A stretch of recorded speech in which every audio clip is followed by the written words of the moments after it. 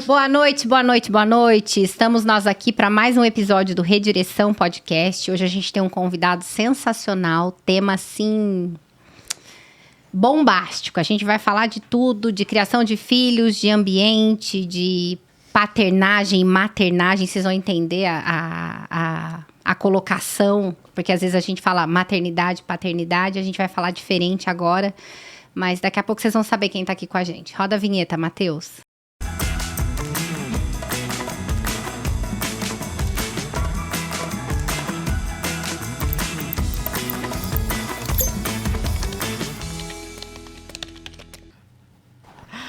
Oi, gente! A gente vai querer roubar meu bagulho de propósito, aqui. porque quando eu tô falando o meu boa noite aqui, ela tá aqui me apurrinhando. Então agora... Agora ela tá fazendo eu. Hein, gente, eu tô passada, porque eu tô animada hoje. Eu sei. É a pessoa que eu mais gosto. Ela ama consulta de graça. Amo consulta de graça e café também de graça. Eu vou lá na consulta dele só pra tomar o Starbucks, confesso. Ah, e detalhe, tá? É um homem organizado. Você já sabe o que isso Você sabe que eu gosto de gente organizada, né? Bom, hoje a gente tem aqui com a gente o Dr. Nelson Miesel. O Dr. Nelson, ele, além de gestor de conflito familiar, eu quero que ele conte daqui a pouco pra gente um pouquinho, um trabalho, um passo antes, tá? Porque eu preciso que ele fale de um trabalho que ele fez nas comunidades, para daí então a gente entrar nesse peso terapêutico familiar, que é o que ele faz hoje, muito bem feito, diga-se de passagem. Dr. Nelson, muito prazer receber você aqui. Muito obrigada pela disponibilidade. Eu sei da sua agenda insana. Insana, gente. Coitado. Tá morrendo de fome, ele tá em jejum até agora. Gente, é um prazer estar aqui. Inenarrável, tenho nem roupa para estar aqui. Tive que comprar esse blazer. Mas tá organizada, Tô organizado, Doctor. Renata. Muito tá obrigado. Organizada. Nossa, que alegria poder estar aqui. E vou falar para vocês, eu tô há muito tempo pedindo para me chamarem, para falar a verdade. Nossa. Estou demorando para me chamarem. Ele não quero ir sabe lá. o que ele tá pedindo, porque hoje é o primeiro de muito. Ele não sabe do que ele falou. Mas olha, que alegria poder estar aqui, é um prazer. Não só de poder falar sobre o que eu faço e o que eu amo, mas poder estar aqui com vocês, que são duas pessoas que eu admiro demais. Então, cara, obrigado. Obrigada a você.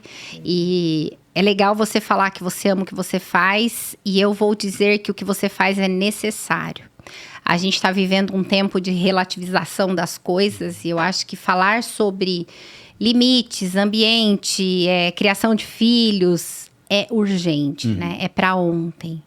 Mas eu queria que você falasse um pouquinho do seu trabalho na comunidade que você fez lá atrás, que assim, gente, vocês não têm noção. É de chorar mesmo. É de chorar. Hoje ele não faz mais, não tem mais tempo para isso.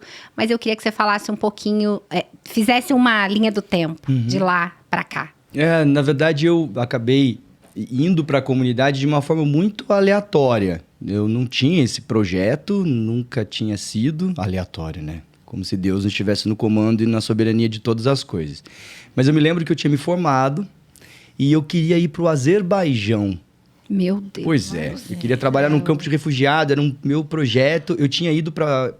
eu me formei em novembro, eu lembro que em dezembro eu fui para Portugal, fazer um mochilão pela Europa sozinho, fiquei lá. Ainda bem que você voltou, né? Não, e eu não tinha direção, eu não tinha para onde ir, assim, eu só fui, eu só fui, enfim. E aí eu conheci um grupo de pessoas que estavam indo para o Azerbaijão e eu cheguei a me inscrever nesse projeto. E aí quando eu voltei para o Brasil, eu morava na Vila Maria, na zona norte de São Paulo, e um amigo meu morava numa comunidade que era do lado da minha casa. E nós crescemos juntos, porque eu vim para São Paulo, eu tinha 18, 19 anos, e ali eu o conheci na igreja onde eu frequentava, que meu pai era pastor da Vila Maria, da presbiteriana da Vila Maria. E aí eu me lembro que quando eu voltei de Portugal, eu falei, cara, eu tô indo pro Azerbaijão e tal. E ele falou, mas como assim pro Azerbaijão? Minha avó mora aqui na comunidade, cara, que é 5 minutos daqui. Por que você tem que ir pro Azerbaijão? Eu achei que você fosse cuidar da minha família. Nossa. Né? E aquilo me tomou, eu lembro como se fosse hoje, era numa sexta-feira isso. Na segunda-feira eu cheguei lá na comunidade e descobri uma unidade de saúde que tinha lá e fui pedir emprego.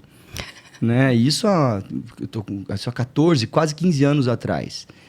E aí eu me lembro que eu fui lá, eu tava de short, camiseta, né? E aí eu sem barba, eu tinha um cara de moleque, né?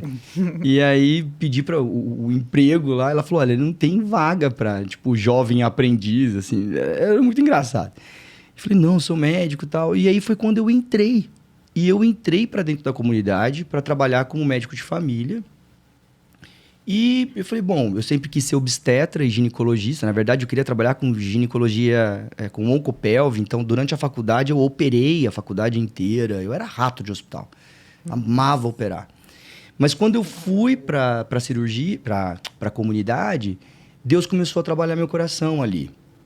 E aí eu comecei a me apaixonar por aquele lugar. E a minha relação, para vocês terem uma ideia, até hoje eu tenho contato com as pessoas de lá. Nossa. Funcionárias da minha casa, babá da minha filha, vieram todas de lá. As funcionárias da confeitaria hoje da minha esposa também são de lá. São pessoas que eu cuidei. São pessoas que eu conheço a família inteira. São pessoas que eu tenho um vínculo pessoal com elas. E aí, dentro dessa estrutura do SUS, aliás, um parênteses pelo qual eu sou apaixonado, tem um projeto chamado Melhor em Casa, que era um projeto do governo federal. Nesse tempo, eu fiquei dentro das comunidades por 8 anos.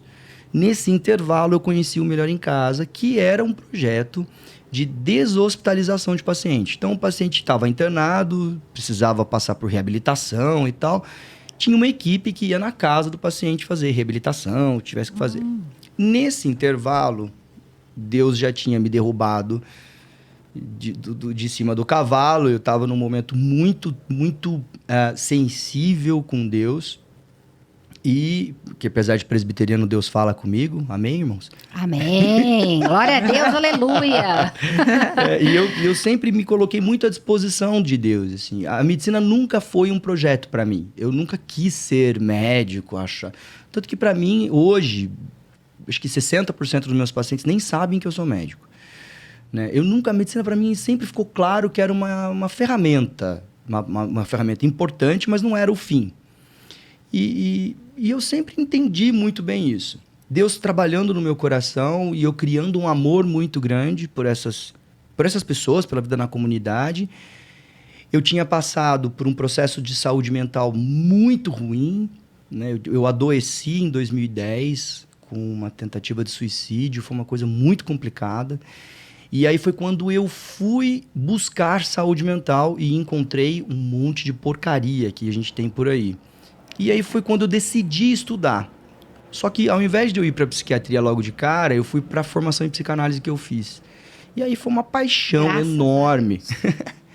Nesse intervalo que eu me formei, que eu fiz a formação básica na psicanálise, depois me especializei em análise de família, de vínculo, foi quando eu fui fazer a psiquiatria. E aí me decepcionei profundamente com a psiquiatria, porque saúde mental não se resume à função do médico. Aliás, o médico, ele é uma ponta do iceberg. Eu acho tão lindo isso que você fala, né? Não é lindo, é a realidade, gente. Não, mas é você colocar o coração, de fato, na dor do outro ali. É lógico, gente. É saúde mental, né? Lógico que o médico é importante, é óbvio que a psiquiatria é importante, é claro que ela é para tratar sintoma, ok? Não adianta a gente ficar enxutando remédio no paciente sem tratar a origem daquilo, ok? Saúde mental é isso. Mas antes de falar disso, eu entrei numa crise profunda com a psiquiatria e eu fui fazer cuidados paliativos.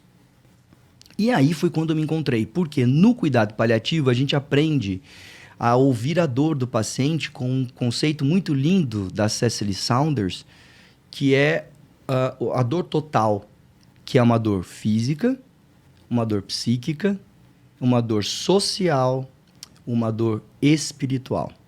E pela primeira vez eu pude falar sobre espiritualidade com o meu paciente. Independente da fé, eu precisava fazer isso. Nesse programa do Melhor em Casa... Só para vocês entenderem, gente, cuidado paliativo... Eu vou deixar ele explicar. Isso. Nesse programa do Melhor em Casa... Havia um projeto para construir o cuidado paliativo em domicílio. Só que não tinha ninguém fazendo isso ainda. E aí foi quando eu fui chamado para poder participar de uma grande equipe para poder construir isso. O que é o cuidado paliativo? Todas as vezes que o paciente é acometido de uma doença que não tem cura, ele é um paciente paliativo. Então, um paciente hipertenso ou um paciente diabético, por exemplo, ele é um paciente de cuidados paliativos? Sim. Mas cuidados paliativos não é só para quem está morrendo? Não.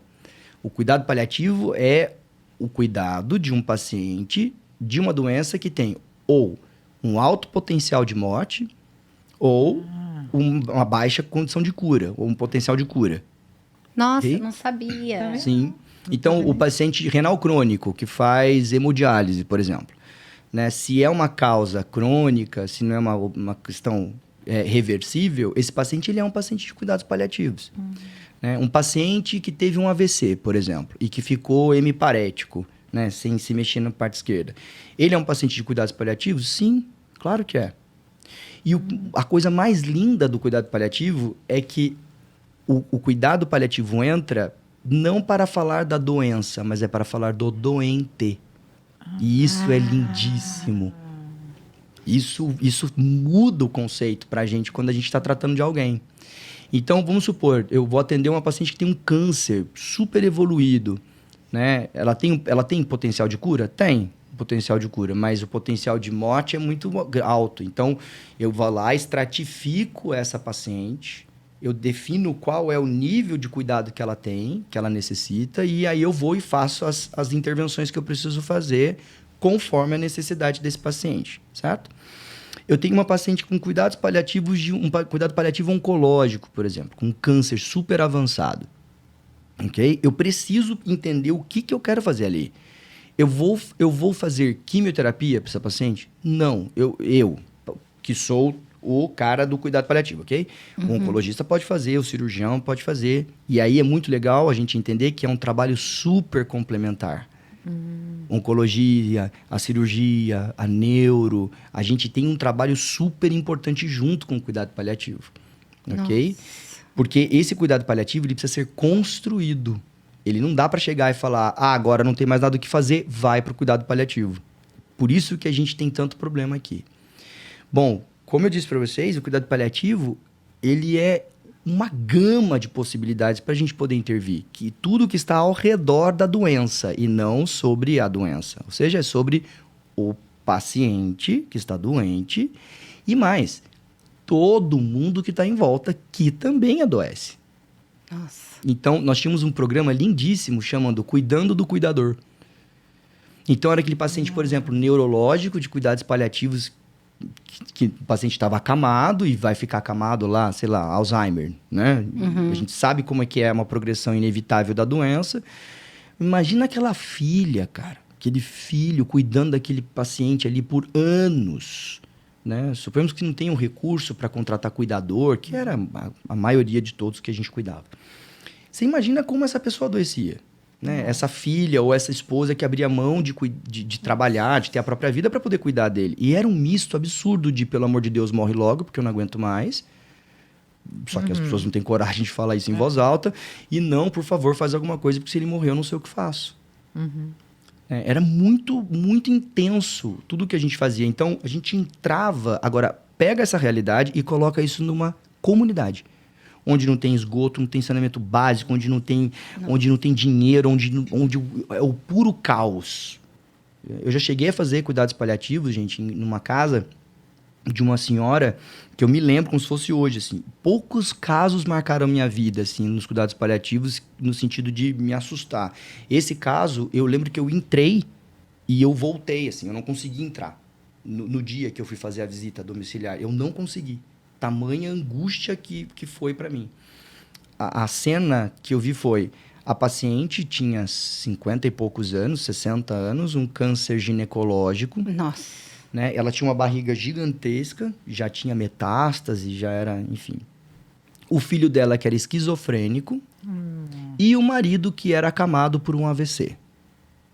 Num quarto desse tamanho aqui. Quando a gente... E ela teve alta do hospital, né? E o hospital falou, tá de alta, vai pra casa. Tipo, vai morrer em casa? Morrer em casa, né? Imagina que beleza. E aí nós chegamos lá, eu me lembro que quando eu fui... E a mulher deitada no chão.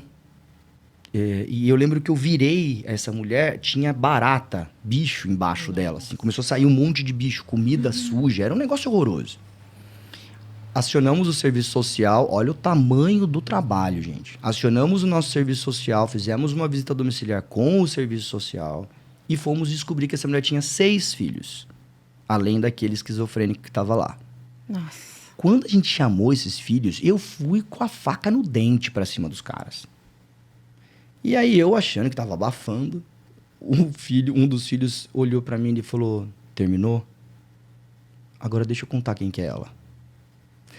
Essa mulher, nós somos filhos dela porque ela pariu a gente. Mas essa mulher deu a gente em troca de um monte de coisa. Ela deu a gente em troca de droga, ela deu a gente em troca de... Enfim, e ele foi contando a história, ele foi contando a história, ele foi contando a história. E aquilo foi me afundando no... Eu queria sumir. Nossa. Eu queria sumir dali. E aí, a hora que eles terminaram de contar toda a história, eu lembro que eu sentei, e aí vocês falaram, né? Ah, é tão bonito isso que você fala sobre a posição do médico e tal. E isso foi uma coisa que eu aprendi, cara, porque eu sentei e aí eu lembro de dizer para essa família: eu quero pedir desculpa para vocês, porque eu achei que, porque eu sou médico, eu sabia de tudo. E eu não sei da história de vocês. Eu preciso pedir perdão pelo que eu fiz, né? E aquilo foi uma lição para mim, porque foi muito legal a gente poder oferecer para todos esses filhos um lugar de escuta que eles nunca tinham recebido. Nossa. Foi muito legal a gente, inclusive, poder oferecer o tratamento para esse filho esquizofrênico que não tinha tratamento. Para esse marido que precisava ser reabilitado, era um senhorzinho. E para essa mulher poder morrer em paz, né? Então foi, obviamente, que esses filhos... E a gente nem tinha a pretensão de que eles fossem ficar lá cantando Rumbaiá Senhor todos juntos, porque... Uma família sem qualquer falsidade, mas nem a pau, né? Então, assim, é óbvio que a gente não tinha essa pretensão, mas a gente só queria que a mulher pudesse morrer bem e que esses filhos pudessem ter a oportunidade de poder falar sobre as dores deles. Foi aí que eu entendi que esse era o meu lugar, né? Era colocar ordem no caos. E o Cuidados Paliativos, para mim, foi, assim, a maior escola que eu tive. E eu costumo dizer que manejar dor de paciente, calcular micrograma de fentanil, calcular micrograma de morfina, cara, isso é fácil. Quero ver você arranjar essa treta toda aqui para essa mulher poder morrer bem. Foram vários casos, gente, que a pessoa só morreu depois que ela conseguiu resolver questões que ela tinha para resolver. E era muito louco, porque não eram só questões de família, era questões de fé. Então, eu me lembro que, mesmo sendo cristão, eu chamava pai de santo, padre, eu chamava todo mundo. Chamava todo mundo para dentro para poder discutir a fé do meu paciente. No que o senhor acredita? O senhor, depois que acabar aqui, vai para onde? Ah, não sei. Né? E adivinha qual era a maior com quem eu tinha a maior treta? Óbvio que era com os pastores evangélicos, né? Claro, sim. Óbvio. Eram as maiores tretas que eu tinha. E eu trazia esse líder espiritual e falava: abençoa a vida do teu liderado, ele precisa entender para onde que ele vai. Né? E eu não teve uma vez sequer que eu não tenha sido super bem recebido quando eu ia tratar isso. Então foi lá que eu aprendi que quando a gente fala de dor, a gente está falando de um montão de coisa. E aí foi quando eu falei: cara, isso aqui é muito importante, é muito precioso. Porque não é só simplesmente vou lá, tá com dor, vou te dar morfina. Qualquer coisa, se aumentar a dor, eu vou escalonar o remédio. Não. Entende? E aí foi quando eu comecei... Aquilo foi uma escola. E hoje eu vejo claramente que foi Deus me preparando para poder chegar hoje onde eu faço. Né?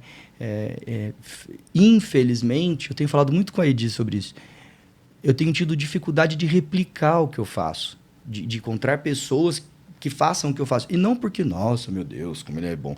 Não, é porque tudo que eu faço hoje vem de uma experiência de 14 anos.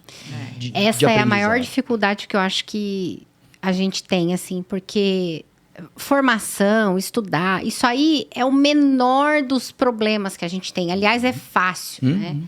O duro é você entender que cada um tem uma história, que as coisas acontecem por uma razão de ser e que a gente não tá ali pra para julgar, a gente tá ali para ajudar a melhorar, né? Porque hoje o que você faz não é diferente do que você fazia, só mudou o público, né? Porque você ia para a comunidade e hoje todas as famílias que você atende são famílias de altíssimo poder aquisitivo.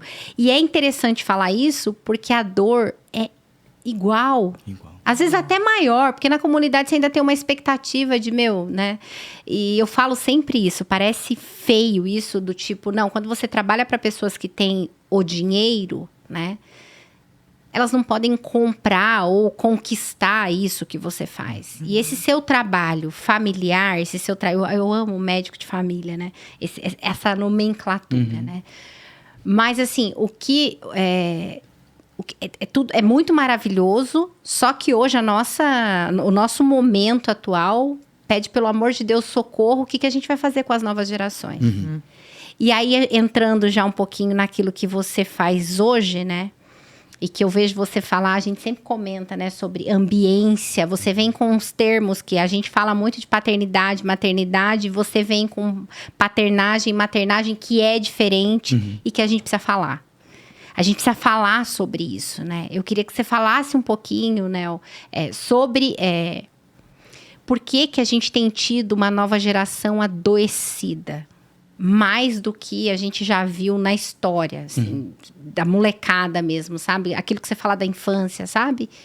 Eu queria que você entrasse nesse buraco que a gente precisa falar. Assim, quando a gente vai falar de saúde mental hoje, não adianta a gente pensar em simplesmente psicodiagnóstico. Okay? Isso é muito importante. Não adianta. Psicodiagnóstico hoje é a parte menos difícil que a gente tem do cuidado. Você agora que está caminhando muito com a gente, você está percebendo o quanto que é muito além de simplesmente fazer uma medicação, fazer um neuropsicológico. Cara, fazer... Isso é a parte 1 do rolê. Né? Se nós não entendermos o que vem ao redor de tudo isso, a gente não vai conseguir entender a dor. Porque é exatamente isso. A gente precisa sair, olhar de fora, analisar o que está acontecendo para depois voltar a intervir. Se nós hoje não lançarmos mão de recursos que são filosóficos, sociais, antropológicos, religiosos, e eu não estou falando de fé, agora eu estou falando de religião mesmo, né, que tem a ver com cultura e tal, a gente não vai entender o que está acontecendo. Okay? Isso é muito importante. E é muito doido, porque quanto mais complexo a gente vai lançando esse olhar, quanto mais coisa a gente vai tendo de recurso para pensar, no final de tudo a coisa fica cada vez mais simples para você interpretar o que está acontecendo. Você vai angariando todos os elementos que você precisa. E no final de tudo se resume a 2 funções. A função de maternagem e a função de paternagem, ok? Que é isso? Apesar do prefixo mater e pater, não tem a ver com mãe nem pai. Então, a maternagem não é exclusiva da mãe e nem a paternagem exclusiva do pai. Quando a gente fala de maternagem e paternagem, não, isso não é uma nomenclatura, não foi eu que inventei não, tá? Foi Donald Winnicott, ele é um pediatra, um pediatra e psicanalista que trabalhava crianças. E ele começou a olhar e falar, isso aqui é interessante. E ele tinha a oportunidade de ver o neurodesenvolvimento da criança desde que a criança nasceu nas consultinhas lá de puericultura. Né? E como ele já tinha o olhar da psicanálise, ele começou a interpretar e começou a lançar esse fundamento que é a psicanálise winnicottiana, sobre a qual eu me sustento. A maternagem, ela tem a ver com uma função que é a função do acolhimento de necessidades. O que é isso? A maternagem ela tem a ver com a criança que chora de fome e eu vou lá e assisto essa necessidade de sono, enfim, necessidades que são fisiológicas e necessidades que não são fisiológicas. Okay? Existem estudos muito interessantes, inclusive da época pós-Segunda Guerra Mundial, que eles descobriram, né, que tinham crianças que nasciam dentro dos campos de concentração e que essas crianças eram guardadas debaixo do assoalho da casa lá para os guardas não saberem que elas estavam lá. Então eles tiravam as crianças para poder amamentar e devolviam a criança lá. Quando acabou a Segunda Guerra e eles abriram, né, os campos de concentração, essas crianças começaram a aparecer completamente adoecidas. né? E aí tem alguns estudos que analisam essas crianças e enxergam o impacto que a falta do investimento afetivo gera no desenvolvimento neurológico da criança. Quando eu falo de investimento afetivo, eu não estou falando de... Não? Não, exatamente. Não. Então, pois é, não, mas essa sua pergunta é a melhor de todas. Tanto que uma das maiores dificuldades que eu tenho de falar sobre isso é porque quando eu falo de afeto, eu não estou falando de, que bonitinho e tal. Não é isso. Quando eu falo de investimento afetivo, eu estou falando de ser levado em consideração. Eu vou dar um exemplo prático para vocês, ok? Minha filha, Cecília, vocês conhecem. A Ceci tinha uns 3 anos, eu acho, por aí. Eu lembro que era 4 horas da manhã, ela veio no meu quarto e ela me cutucou. Ela falou, pai, posso dormir aqui? Eu olhei no relógio e falei, cara, não vou entrar nessa briga, né, cara? Deita aí, eu vou... Deitei logo. Aí ela deitou e ela ficou com o olhinho aberto, ela não dormia. E, cara, minha filha, desde o minuto que ela nasceu, que ela foi pra minha casa, ela dorme 12 horas por noite. Ela nunca teve problema pra dormir. E aí eu vi que ela tava com o olhinho aberto. Eu falei, tá tudo bem? Você tá com medo? Ela, não, tô sem sono. Eu falei, bom, sem sono? Uma menina de 3 anos sem sono, tem alguma coisa errada. Aí eu lembro que eu sentei, eu falei, conta pro papai o que tá acontecendo. Ela desmoronou a chorar. Mas ela chorava muito, muito, muito. Mas tanto que eu fiquei assustado. Eu falei, abusaram dela, fizeram alguma coisa, porque não é possível. Né? E eu lembro que eu comecei a ficar angustiado. Eu falei, não, calma, vamos entender. Aí eu abracei ela, eu falei, respira. Né? Tenta me falar o que está acontecendo. E aí ela, a minha melhor amiga não quer ser minha amiga mais. E começou a chorar. Que bom. Graças a Deus dela. Correr, foi um misto de ódio com alívio. Eu imagino, acho que eu ia falar, graças a Deus que era isso. Nossa, filha, que bom. Vamos dormir então, que tá ótimo. Mas olha só, e aí ela... Então, aí que tá o problema. Ai, que bom, vamos dormir então, que tá ótimo. Isso, agora... Eu tô falando dos pensamentos que a gente teria assim, do tipo... Eu já ia ter pensado tanta coisa que isso ia ser assim, ai, graças a Deus. Mas é um alívio, né? Mas aí que entra o negócio, porque calma, aí eu pensei... Juro pra vocês que na mesma hora que eu pensei, não acredito que eu estou tendo que lidar com uma situação dessa às 4 da manhã, cara, eu levanto às 6, não é possível que eu tenha que lidar com isso. Qual foi a primeira reação que eu tive? Pô, vai se lascar, cara, dorme aí, baita frescura, né? E aí eu falei, cara, não, respira fundo, aí eu pensei, como que é para uma criança de 3 anos? O que significa para uma criança de 3 anos isso que tem que pensar. Ser abandonada pela melhor amiga, ok? Porque, é uma história bobinha, ok? Para nós que somos adultos. Mas o choro dela era um choro que era compatível com o maior sofrimento que ela já tinha sofrido na vida. 3 anos, ok? Uma angústia de separação. Sei lá o que ela estava passando ali, não interessa. O interessa é que a gente tem que saber ouvir o que está acontecendo. E era uma angústia genuína. E aí eu sentei, e aí a gente começou a conversar, né? E eu falei, me conta o que você tá sentindo. Ela, não sei, eu acho que eu tô triste. Aí ela começou a chorar. Aí ela virou pra mim e falou, já sei, pai. Vamos fazer uma festa e não vamos chamar a Valentina. Aí a gente assiste a própria depravação do ser humano, né? A criança, ela nasce 3 anos já. 3 anos já não vamos já chamar. dizia, né? Os nossos antepassados reformados, né? A criança depravada, ela é ruim, ela já tava querendo fazer maldade com o outro, né? E aí eu falei, filha, olha só, eu entendi sua tristeza. E realmente o papai tá triste aqui também. Mas a gente não vai fazer uma festa, porque se o que você tá sentindo é tristeza não se resolve com uma festa. Aí ela, como então que resolve? Eu falei, tristeza se resolve chorando. Aí ela olhou pra mim e ela disse, mas isso é muito ruim. Aí eu falei, eu sei. Aí eu comecei a chorar. Porque, cara, quem que quer ver o filho triste? Ok? Exatamente. E aí eu comecei a chorar. E ela falava, por que você tá chorando? Eu falei, porque eu tô triste. Aí ela falava, não, mas não precisa chorar. Eu falei, mas como não? Se eu acabei de dizer pra você que estar triste resolve chorando. Aí ficaram, os dois se abraçaram, começaram a chorar. Ela dormiu e no outro dia estava resolvido o problema dela. Nessa história, por mais simples que seja, a gente tem as duas funções aqui muito importantes. Primeiro, a maternagem, que eu ouço um choro que apesar da história ser uma história boba, é um choro real, é genuíno. O sofrimento dela é genuíno. Então, a gente, como pais, precisamos estar atentos àquilo que os nossos filhos não estão dizendo. É verdade. Ok? Isso é uma maternagem suficiente. Agora, a maternagem, ela pode estar tanto em excesso quanto na falta. Porque o excesso da maternagem também é ruim. Opa, isso é muito ruim. Porque o excesso da maternagem é quando eu ofereço o tempo inteiro... vamos sim fazer uma festa e não vamos chamar sua amiguinha. Ai, que amiguinha feia, né? Não, isso não faz parte da realidade. Quantas amiguinhas ela vai ter na vida que não vão gostar dela? É verdade. E que ela vai ter que lidar com isso, ok?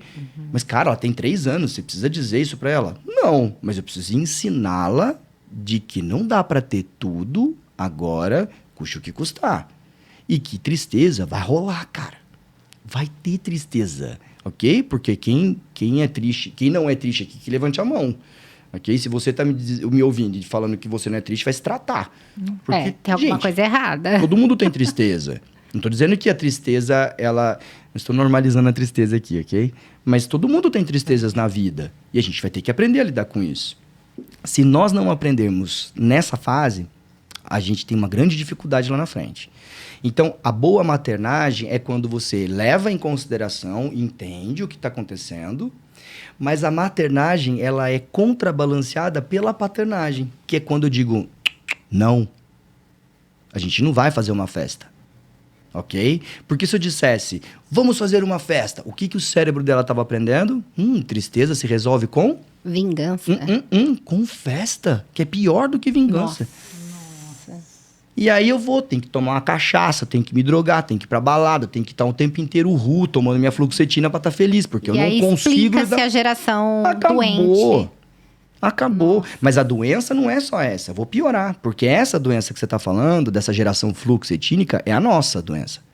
É da nossa geração, ok? 30, 40... É verdade. A geração que tá vindo é pior. Sabe por quê? Porque nós, lá atrás, nós fomos... massacrados pela realidade, ok? E nós não fomos ensinados a como lidar com a realidade. Então, a gente tem que chapar, ok? Tem que se dopar. Beleza? Isso porque era frescura, né? Frescura. Para tá com triste, isso. depressivo, frescura. Depressão. Falta do que fazer. É diabo, é do diabo, é pecado. Mas falta do que fazer era tipo... Vai falta ter do um que fazer. terreno, sei lá. Vai lavar uma louça. Agora, imagine vocês o homem, cara. Que é pior ainda. E aí isso a gente entra num viés aqui que é do machismo estrutural. Isso é super sério, isso dá um outro capítulo aqui pra gente falar. Mas o homem, cara, ele não pode falar sobre sentimento. Ok? O homem que fala sobre sentimento é mulherzinha. Né? E aí o que acontece? Hoje, pra cada uma mulher que comete suicídio, 4 caras se matam. Por quê? Porque homem não fala sobre afeto. Olha que loucura. Ok? Mas, voltando, a maternagem, ela é contrabalanceada para a função da paternagem. Porque quando eu digo não para essa criança, eu estou dizendo de que, eu te acolhi, eu entendi, olha, realmente é triste mesmo, mas, não. Tem que haver um limite. Tem que haver um contorno para a tristeza, ok? E aí quando eu digo, o que você está sentindo? Tristeza. Como eu resolvo tristeza? Chorando, ok? Essa lição vale muito. Mas é ruim ver meu filho chorar. Eu sei. Agora, por que tá tão difícil da gente dizer não para os nossos filhos hoje? Porque quando disseram não para nós lá atrás, era na porrada, cara. Era um não verticalizado, era um não que... e que não dava oportunidade nem de você chorar. E aí, esse não que a gente recebeu lá atrás adoeceu a gente. Ou a gente ficou depressivo e todo estragado, ou a gente se rebelou. Porque o não sem o acolhimento é rebeldia. A paternagem sem a maternagem é rebeldia. Por isso que você fala que o limite ele é construído e não imposto. Construído. Nós não impomos limites. Nós fomos impostos. Os limites na gente foi imposto. É isso e acabou. Eu defino. Quem diz isso sou eu, porque eu sou teu pai. Eu mando aqui. Acabou. Ok? Eu costumo dizer hoje que se eu tiver que dizer pra minha filha que eu sou o pai, quem manda aqui sou eu, porque eu já perdi. Okay? Já não tô mandando há muito tempo. É porque você não precisa, né? E ela aí... te obedece... O que é isso, gente? Ah, você é contra bater nos seus filhos? Não sou contra, de verdade. Agora, se eu precisar bater na minha filha, porque tem alguma coisa errada lá há muito tempo lá atrás. Ah, mas a Bíblia, não sei o quê. Cara, não vamos usar argumento teológico aqui, que texto sem contexto é Sabe pretexto. que a Priscila lá, que a gente entrevistou, falando contra a disciplina positiva, né? Ela fala que a desobediência tardia... Não. A obediência tardia é desobediência. É isso. É isso que você tá falando. Se você precisar chegar neste... Acabou. É porque lá atrás já não foi. Acabou. Agora, é gostoso construir limite? Não. Não. É um saco, ok? Muito chato. Ah, mas o seu filho é desobediente? Não, seu filho não é desobediente. O seu filho só não é neurologicamente ainda capaz de entender que não é não. Então, ele vai fazer você repetir isso 1 milhão de vezes. Mas é porque ele é teimoso? Não. É porque ele está aprendendo. Ponto. A criança, ela vai começar a desenvolver neurônios capazes de lidar com a frustração com 4, 5 anos. Depois que passou o Terrible 2. O Terrible 2. E por que o 2 é tão terrible assim? Porque com 2 a criança começa a ter volição. Ela fala, Exatamente. opa... Junta a volição com a poda neural que acontece nessa idade, Isso aí. lascou. E aí a criança fala, eu quero. E se você não me der, eu vou surtar, ok? Vou chorar, vou fazer birra. Faz parte da criança fazer birra, porque ela não tem lobo pré-frontal ainda desenvolvido. Tudo bem. A única coisa que eu sempre falava com a minha filha, que ela parou já com essa birra, tá mais velha, mas quando ela fazia, eu falava, pode fazer, não tem problema. Mas comigo não funciona. E a Cecília é uma das crianças mais obedientes que eu já conheci na minha vida. É um negócio assim, ó. É um desenho. Ela nem pede pra ver o segundo. Não, porque é construído, ok? A gente tem zero dificuldade com ela. Não tô dizendo que ela não me dá trabalho. O trabalho Não, que ela me dá é mesmo outro. porque ela tem 6 anos e parece que tem 15, né? Não, A história que ela falou pra Roberta do argumento, que ela contra-argumenta a Roberta, como que é? Do celular, que a Roberta... Ah, sim. Ela tem... A Cecília, ela me desafia de um jeito muito, muito louco, assim. Cuidar da Cecília é terrível, tá? É muito difícil, porque antes fosse, tipo, te pedir pra assistir um desenho, ela falar assistir 2, porque é mais fácil de lidar. Ela não, cara. Ela vai pra cima, assim. Ela não arrega. Só que é muito importante a gente entender que ela está construindo... Nossa, mas então sua filha é rebelde? Ela é desobediente? Não. Ela está construindo as coisas. Tem uma história muito boa. Esses dias a Roberta, minha esposa, ela queria tomar sorvete. Não lembro o que ela queria e a Roberta disse não para ela, né? Mas foi lá, construiu o não, porque eu vou te explicar o porquê e tal. Aí chegou uma hora que ela insistiu tanto, a Roberta ficou pistola da vida, falou, chega, não! Né? Aí deu 5 segundos... Ela virou pra minha mulher e falou, ô mãe, por que meu pensamento me diz que você é uma idiota? Mesmo eu não achando isso. Eu acho que eu ia começar muito a rir. Falar, Genial, cara! gente. Olha que doido. Essa história é muito engraçada, porque... E a Roberta, ela tem uma sabedoria dos céus, cara, nessas horas. Isso eu aprendo muito com ela. Porque a Roberta sempre me disse, eu nunca pude questionar. Eu sempre fui tolhida, eu sempre fui proibida. E a minha filha vai poder ter a oportunidade de questionar. E isso é genial. Porque quando a gente questiona, não significa que você está certa. Ok? Deixa eu ouvir o que você tem para dizer. Não. Ok? Isso aí eu acho o máximo na rua. Não. E a Roberta, pode ela é questionar. assim. E a Roberta fala, é muito engraçada. A Roberta é advogada de formação, né? Então, por favor. Gente, você quer saber quem é a Roberta? Assista o episódio com a Roberta Lobo aqui no Redireção sobre transição de carreira, tá? Foi lindo. É ela. Gente, eu não acredito. Pois é. E aí a Roberta é muito engraçada, porque elas conversam, parecem 2 advogadas conversando. É como se ela... Vamos lá, discorra a sua tese. Ok? E eu fico só assistindo as duas, assim. E ela cria recursos de estratégia. A Cecília, é muito legal ver a Roberta fazendo isso. Porque ela cria recursos de estratégia pra Cecília, pra ela se dar bem, pra ela dar conta daquilo que ela quer, ok? Só que é muito legal porque a Roberta tem muito claro o não que ela quer oferecer. Então, não é que a Cecília está tentando me manipular, ok? Ela está aprendendo a se expressar. Por isso que eu digo que o não basta ser só dito, ele tem que ser sustentado. Não adianta dizer não e não sustentar, porque isso gera uma confusão infernal na cabeça da criança. O que está acontecendo hoje? Nós não estamos dizendo não. Esse é o ponto. Porque a gente veio de uma geração, de uma criação de pais, em que nós fomos violados, violentados, invadidos pelo não, ok? Uhum. E ao invés de encontrarmos um equilíbrio, o que a gente fez? A gente foi para o extremo oposto. E a gente abre mão do não. Que na disciplina positiva, inclusive, a palavra não você não pode usar. É verdade, você viu ela falando? Você fala... Você tem que dar uma Que enrolada. tal Que você... tal? Não sei, mas não use a palavra. Que tal Mas você aí o que é tomar legal, banho, mas Zó? mas na disciplina positiva tem um rolê que é legal, ok? Porque você dá recurso para a criança desenvolver habilidades de raciocínio, ok? Só que tem umas questões aqui, porque chega uma hora que, dependendo da criança, você não consegue.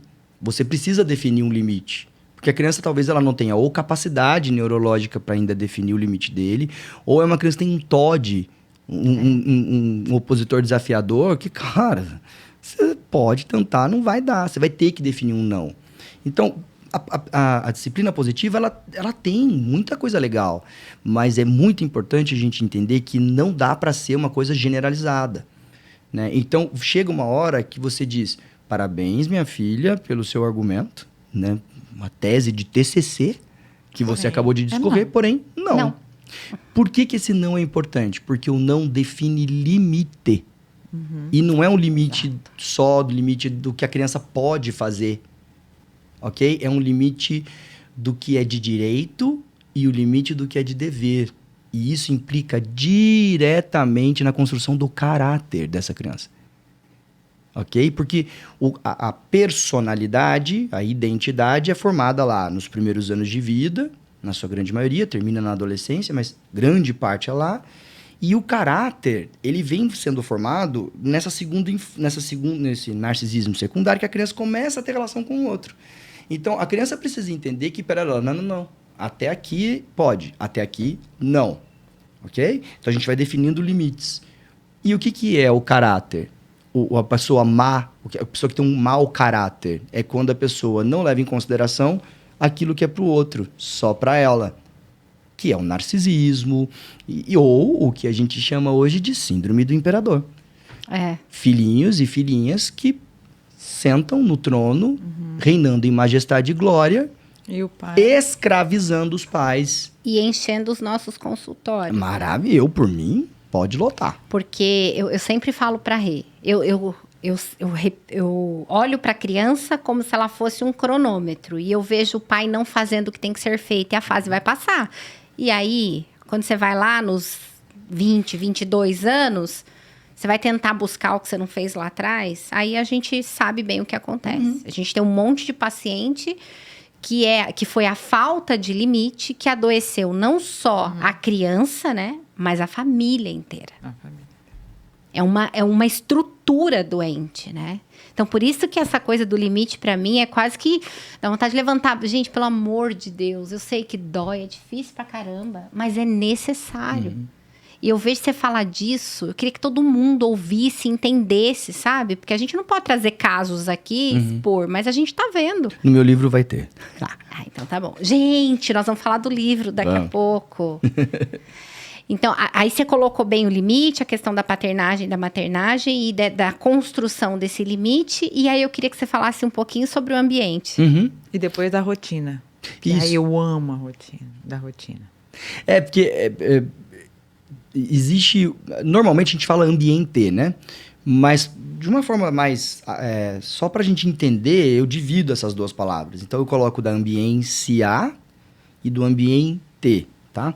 A ambiência é tudo aquilo que é subjetivo, tudo aquilo que é abstrato, que é essa questão da maternagem, da paternagem, tá? É isso. O ambiente é a mesma coisa. Então, quando eu falo de rotina, quando eu falo de hora, disciplina, ordem, enfim, tudo isso, eu estou falando também de paternagem. ok? Tudo que é ligado, então, a regra, horário, disciplina, sim, não, agenda, Ainda é ok? Isso tá ligado, o Winnicott não fala isso, mas é como se fosse algo da ordem da paternagem, ok? Beleza? E isso é muito legal, Rê, e eu adoro as coisas que você posta, principalmente falando dessa questão de rotina, que eu acho que é muito legal, porque aí, a gente, quando fala de ambiente, a gente está falando de coisas ligadas à neurologia. Então, a disciplina, ela tem uma capacidade de gerar no cérebro um estado de contentamento e suficiência. Ok? Isso, agora estou falando da parte concreta mesmo, neurológica, do cérebro, do neurotransmissor. A disciplina, a atividade física, ela gera neurotransmissor no cérebro que é capaz de gerar bem-estar. Então, do mesmo jeito que o não, que a regra, que o limite, né, que essa coisa da paternagem gera o bem-estar no cérebro da criança, a disciplina aqui, no sentido de rotina, gera também a mesma sensação de bem-estar no cérebro da criança. E quanto mais estável for o ambiente, melhor para o neurodesenvolvimento da criança. É isso. Quanto mais estável for a ambiência, quanto mais equilibrada estiver a maternagem e a paternagem, mais saudável vai ser o cérebro dessa criança. Então, a gente tem dois espectros, como se a gente tivesse duas vias de ação. Uma via que é concreta e objetiva e clara, palpável, e uma via que é subjetiva. E aí, quando você tem essas duas vias funcionando bem, o cérebro da criança se desenvolve de forma saudável. E isso implica na construção da identidade da criança, que tem a ver com aquilo que eu sou, com a minha identidade, com a minha personalidade. É isso. No ambiente também é muito, muito, muito importante a gente ressaltar. Tem 3 componentes de ambiente que são fundamentais. O primeiro deles, sono. Segundo, atividade física. E terceiro, alimentação. Por quê? A gente sabe hoje que o nosso intestino é o nosso segundo cérebro no que diz respeito à produção de neurotransmissor. Então, se você tem uma flora intestinal saudável, você tem boa produção de dopamina, boa produção de endorfina, de serotonina, enfim, de tudo isso. Ok? Gente, é muito legal. Atividade física gera endorfina pra caramba no cérebro. Sensação de bem-estar, contentamento, satisfação. Ok? Sono, precisa haver ondas de sono profundo e de sono superficializados, né? E aí você fala melhor do que eu sobre isso, mas é importante ter esses ciclos para que tenha consolidação da memória, para que tenha um reboot mesmo, como se fosse um restart do cérebro para a criança poder começar bem um outro dia.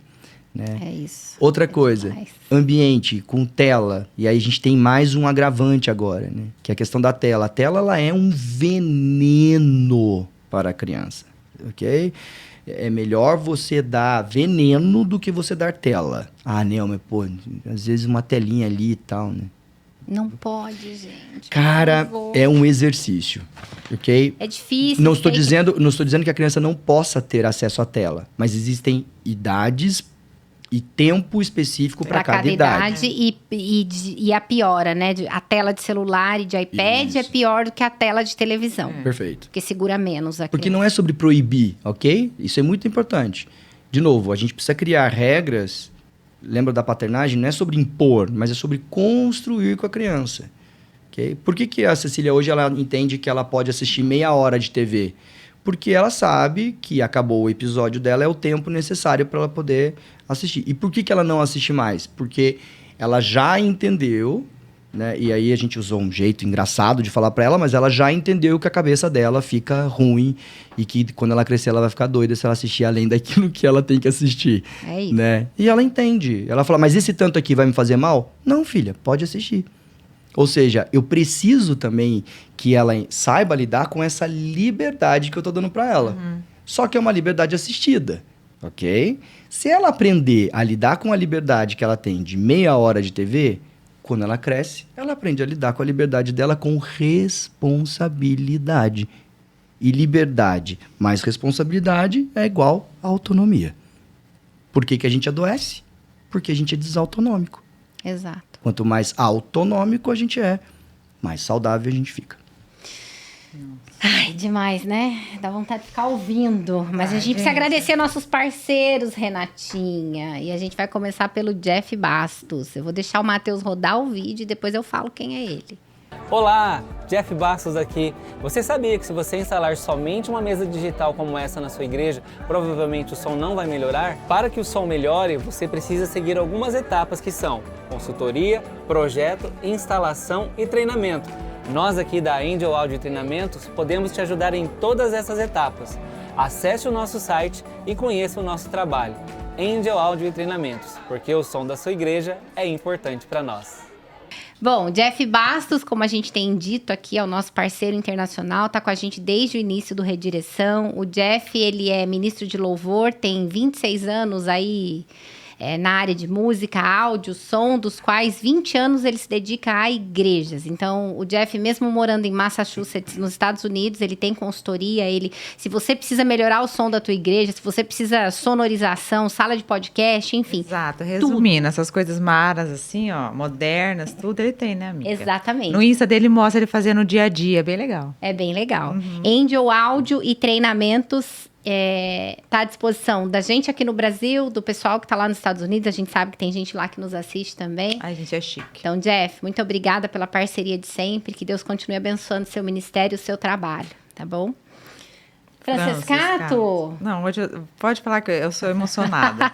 Ela tá emocionada hoje. Gente, a Francescato é uma empresa cuja dona Tudo isso que estamos falando aqui faz parte, né? Exatamente. O nosso trabalho é prover recursos. A gente trabalha na área de saúde mental, a gente provê recurso para as famílias. A gente não trabalha só o paciente, a gente trabalha a família como um todo. Dos meus pacientes, grande parte deles, Dr. Nelson, quem atende. Então, Francescato Assessoria e Consultoria está no mercado aí há mais de 8 anos. Análise de perfil comportamental, orientação parental, enfim. Entra lá no Instagram, Francescato_assessoria e fica por dentro dos nossos serviços. Tem um videozinho. Tem um vídeo, Matheus. Olá, eu sou Edilene Francescato, sou sócia e proprietária da Francescato Assessoria e Consultoria, uma empresa que está no mercado há aproximadamente 8 anos, especialista em gestão e mediação de conflitos familiares. Nossa área é saúde mental, suporte emocional, psicoeducação e orientação parental. Conheça mais do nosso trabalho através das redes sociais, @Francescato_consultoria. E por último, a Roy Seguros, que é o nosso último parceiro, o último que eu digo que é o recém-chegado. O recém-chegado, eles são Então, a Roy Seguros, gente, é uma empresa de plano de saúde, seguro de vida, seguro de carro, enfim, tá em dúvida do que é melhor, do que não é melhor. Às vezes a gente deixa para pensar nessas coisas quando o pior acontece. Então, a gente tem a Roy como parceiro aqui do Redireção.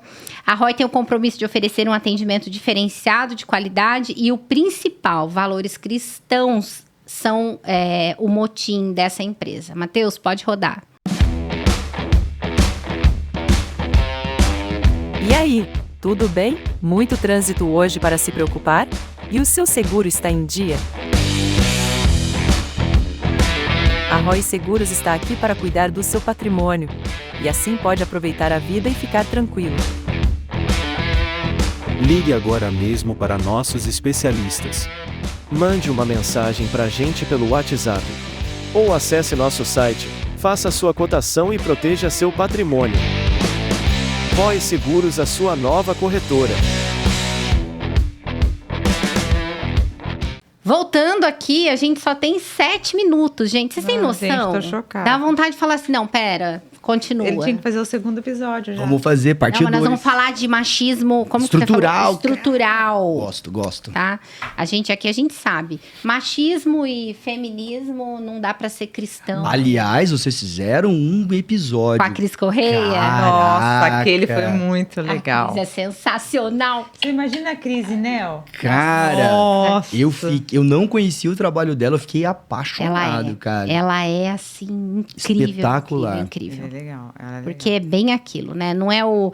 Que às vezes a gente fica falando, não, feminismo, machismo. Você nem sabe o que é. Então, aliás, no meu Instagram, eu fiz uma série falando sobre ideologia de gênero. Sensacional. Eu vi. E a palestra? Que foi muito legal. Também, você viu? Assisti a palestra. Você gostou? Gente, o Instagram do Super. Dr. Nelson, de pro Super. Matheus colocar aí, é @Dr. Nelson. DR, Mizel. DR, É DR Nelson. Nelson Muzel, Mizel, tá? Museu, fala Museu. museu. Lá tem muita informação. Isso tudo que a gente conversou aqui sobre paternagem, maternagem, ambiente, ambiência, gestão de conflito, limite construído versus limite imposto, tem muita coisa lá. Então a gente precisa, é o que eu falei no início e repito, é necessário falar sobre isso. Né? Super, porque assim, um pouco que eu convivi com o Nel, né, amiga? Meus filhos são outro, Nel. Que bom, Né? fico feliz. É isso aí. Ajuda da... também. Ela fala que eu sou brava, tá, gente? É Eu Mas sou insuportável. mas ela é. É insuportável. Ela é brava pra caramba, Faz cara. parte do meu trabalho. Mas eu amanso ela, dou uns beijinhos nela roubado. Eu preciso ser brava às vezes. Mas é muito engraçado ver Mas eu vocês faço duas, carinho. cara. É muito Todo mundo engraçado. fala isso. Todo mundo fala isso. Mas eu convivo com vocês. Não é que eu tô falando de Opa! vocês aqui só. Eu tô falando do convívio. gente, Cara, vocês são muito complementares. É muito engraçado. Gente, a gente é tão complementar que outro dia a gente tava fazendo uma supervisão de caso com o Dr. Nelson, que é um caso que é dele, que a gente trabalha junto. Ela começou a me apurrinhar tanto a cabeça que eu saí do grupo. E aí eu vou no particular dela, amiga, não sei o que, não sei o que. Rapidinho ela já, ai, gente. Não, mas é muito preciso dar um engraçado. carinho, ela quer meu amor. Você trouxe leveza pra vida da Edilane. Porque, olha... Porque realmente Não, gente. comigo mesmo. é tiro e bomba. Nel, e voltando a falar um pouquinho dessa coisa porque eu sei que a gente tem pouquinho tempo, mas eu queria que você falasse um pouquinho sobre a importância de se atender à família também. A gente falou de ambiente, de ambiência e tudo mais, mas o nosso trabalho é muito pautado no ambiente familiar, né? E a gente não tem aquele olhar para o paciente exclusivamente, né? Esse é o caminho?